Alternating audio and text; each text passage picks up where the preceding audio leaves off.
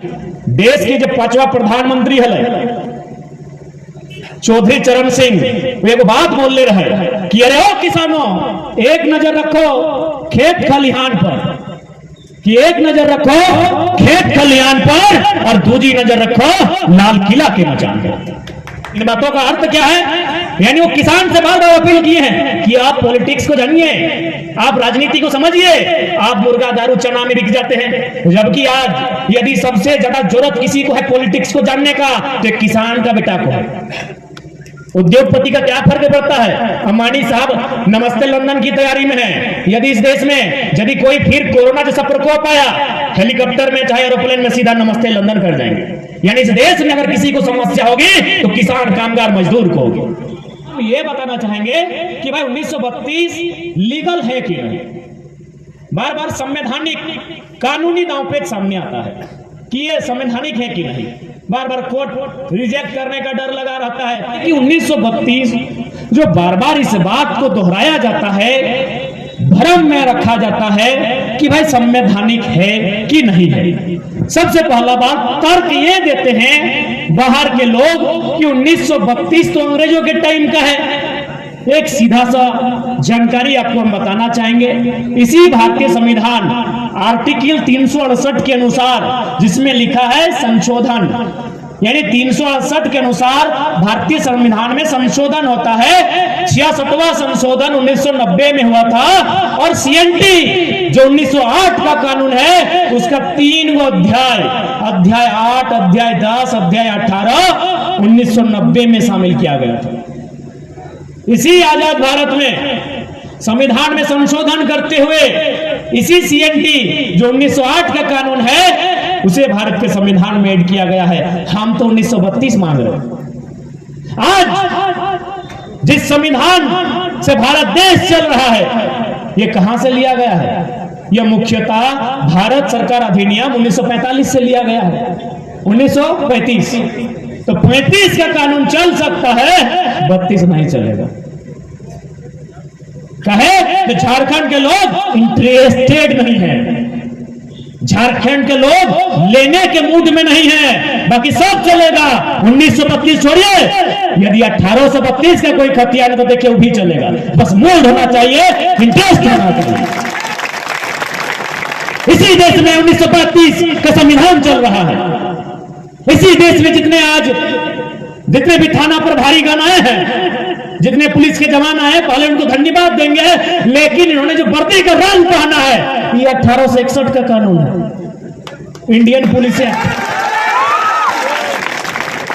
Indian police act 1861 का कानून है। हाँ, एक बदलाव हुआ है। आजाद भारत ने एक बदलाव किया है कि अभी पुलिस की नौकरी में बहन लोग को रखा है और एक काम किया है, उस समय हाथ था फुल करवाया है कपड़ा को, बाकी सब कानून चलता है। अभी माननीय थाना प्रभारी महोदय आए हैं, उनसे जाके सवाल किया जाए कि 107, 307, 302, 353, 188, 388 जो भी है ये कब का कानून है भाई? आप जनता है, आपको जानने का अधिकार है। माननीय थाना प्रभारी आए हैं, शायद मुस्कुरा भी रहे, उनसे पूछ लिया जाए, उनसे पूछा जाए कि 107, 307, 302 ये कानून कब का बना है? ये 1860 का कानून है। इंडियन पेनल कोड, भारतीय दंड संहिता, ताजीरात हिंद, 1860 का कानून चलेगा, 1932 नहीं चलेगा। कहे झारखंड के लोग इंटरेस्टेड नहीं है और मूड में नहीं है। जिस दिन मूड में आ जाएंगे, अरे अंग्रेज छोड़िए, मुगल काल का कानून चलेगा। अरे इंडिया के लोग क्या है आपका बताइए ना, क्या आपका है बताइए? रेल आपका नहीं, एरोप्लेन आपका नहीं, मोबाइल आपका नहीं, टेलीफोन आपका नहीं, कंप्यूटर आपका नहीं, टीवी आपका नहीं, अरे सुई आपका नहीं, सब तो अंग्रेज दिखा के गया है। यदि अंग्रेजों से इतना ही दिक्कत है तो चलिए पहला काम कीजिए, रेल पटरी हम लोग का बहुत जमीन लिया, उखाड़ के फेंक दीजिए।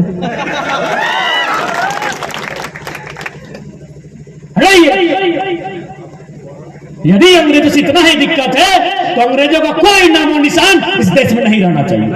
क्या दम है भारत की गवर्नमेंट में? दम है? कोई भी गवर्नमेंट में दम है? अंग्रेजों की निशानी को हटा देगा? सब चलेगा, पूरा इंडिया में चलता है, खाली झारखंड में नहीं चलेगा।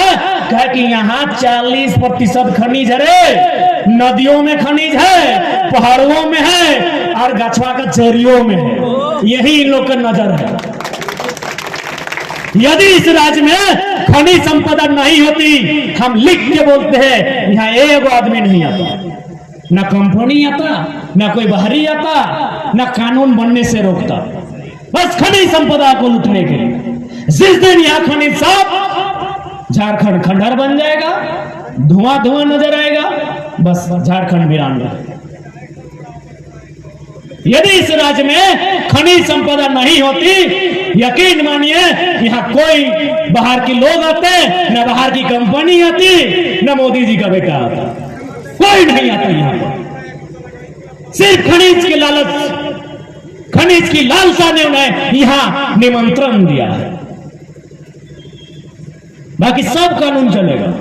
इसी पूरे भारत देश में अलग अलग राज्य है, कुछ टेरिटरी है, केंद्र शासित राज्य है, सब जगह कानून है और सब जगह अंग्रेजों का ही कानून है, क्योंकि लोकतंत्र भारत को अंग्रेजों ने दिया है, डेमोक्रेसी इंडिया को अंग्रेजों ने दिया है। आप बात करते हैं 1900 की देन है, आपके पास तो मोनार्ची थी, आपके पास राजतंत्र था, राजा का बेटा राजा बनेगा। डेमोक्रेसी अंग्रेजों की है, इसलिए चलिए हम लोग भी अंग्रेजों का विरोध करते हैं और हमारे पूर्वजों ने किया ही है, क्योंकि अंग्रेजों का सबसे ज्यादा विरोध अगर किसी ने किया है, किसानों ने किया है, याद रखिएगा। गांधी को हीरो किसने बनाया? चंपारण के मूवमेंट ने। चंपारण का मूवमेंट किनका था? किसानों का मूवमेंट था। वल्लभ भाई पटेल को सरदार किसने बनाया? बरदौली के किसान के सत्याग्रह ने। इस देश में जब भी आंदोलन हुआ है किसानों ने किया है, तो पूछेगा राजाओं ने क्या किया है? क्या किया है? या इतिहास देखिए, एक दो होगा ठीक ठाक, बाकी तो रानी को पाने के लिए युद्ध किया है। बोलिए इतिहास, तमाम राजा राजवाड़ों ने अंग्रेजों से सेटिंग किया है कि भाई मेरा इलाका छोड़ दीजिए। इतिहास किसी को पढ़िए, क्योंकि आज अगर हम नाम लेके बोलेंगे तो ठेस पहुंच सकता है, क्योंकि आज की डेट में उन लोग नहीं रहे, यानी महान हो चुके हैं। यदि नाम लेके बोलेंगे तो ठेस होगा। आप लॉजिकली ढूंढिए, सबने अंग्रेजों से सेटिंग चाहा है। किसी ने कहा हमारा बेटा को राजा स्वीकार कीजिए, किसी ने कहा हमारे राज्य से लगान मत लीजिए, हम आपका कहना मानेंगे। असली क्रांति किसानों ने ही किया है। इतिहास है इस देश का, हमारा भी खून खोला है, हमने भी अपनी भुजाओं की शक्ति को दिखाया है, लेकिन हमारे पूर्वजों ने, माने किसानों ने, अपनी भुजाओं की शक्ति पहाड़ को काटकर, जमीन को कोड़कर, नदी नाला, खेत खलिहान, बाग बगीचा बनाने में दिखाया है। किसी रानी को पाने के लिए तो नहीं किया है। हमारा कोई इतिहास नहीं है क्या कि किसी रानी को पाने के लिए युद्ध किया है? हमने जब भी अपना ऊर्जा दिखाया है, अपनी शक्ति दिखाई है, तो पहाड़ को काटकर खेत बनाने में दिखाया है। इसलिए 1932 रहे या फिर 60-40 की जो नियोजन पॉलिसी है, हर सवाल का उत्तर यहां के हुक्मरान को दीजिए, पॉलिटिकली उत्तर दीजिए। अब आंदोलन के माध्यम से साल भर दिए, 24 में सबको पॉलिटिकली दीजिए और सबसे पहले एकदम संसद से ही शुरुआत कीजिए, क्योंकि जितना भी बिल वापस हो रहा है राज्यपाल भारतीय जनता पार्टी का है, तो भाई आपको संसद हम क्यों देंगे?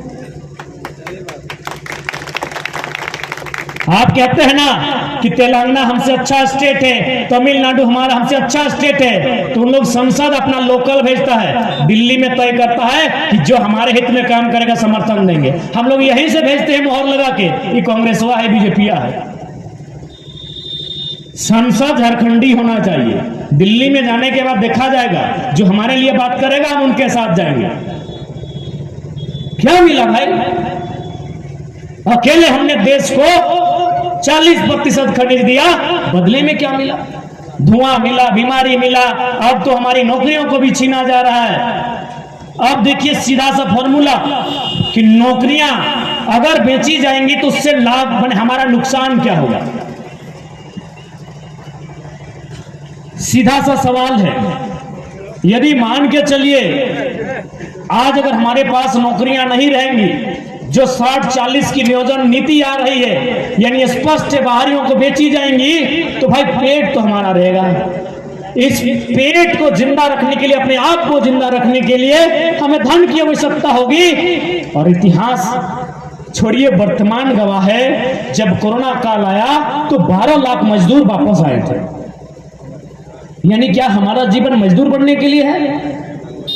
जिस प्रदेश में कोयला, लोहा, तांबा, अभ्रक, यूरेनियम, थोरियम, न जाने कितने कितने बहुमूल्य तत्व पाए जाते हैं, धातु पाए जाते हैं, और उस राज्य के नौजवान अगर प्रदेशों में जाकर बंधुआ मजदूर बनेंगे, तो भाई एक बार सवाल विधानसभा में बैठे लोगों से तगड़ा करना चाहिए। सारा चीज एक पॉलिसी पे टिका है। और याद रखिएगा, किसान, चूंकि सभी किसान वर्ग से है, जाति और धर्म अलग हो सकता है, व्यवसाय मोटा मोटी किसानी है। आज जब कोरोना काल हुआ, जब पहली बार 21 दिन का लॉकडाउन लगा था, आपको याद होगा, सारे कंपनियों ने रास्ते बंद कर दिए। वो वापस कहां आया? वही बाप का खेतवा में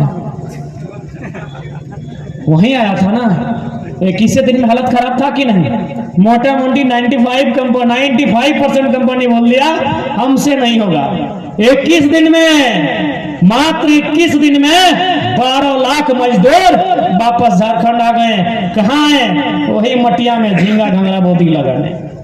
इसलिए एक आग्रह यही कहेंगे, चाहे चांद में चले जाइए, चाहे चांद में जाइए, चाहे मून में, चाहे हिमालय में, इस जमीन से समझौता मत कीजिएगा। ये जमीन हमारे पूर्वजों ने बहुत मेहनत से बचाया है। और हम तो बोल ही दिए कि माँ और माटी में एक चुनना पड़े, माटी को चुनिए। माँ का क्या है, वो तो एक दिन संसार को छोड़ के जाएगी ही जाएगी, लेकिन ये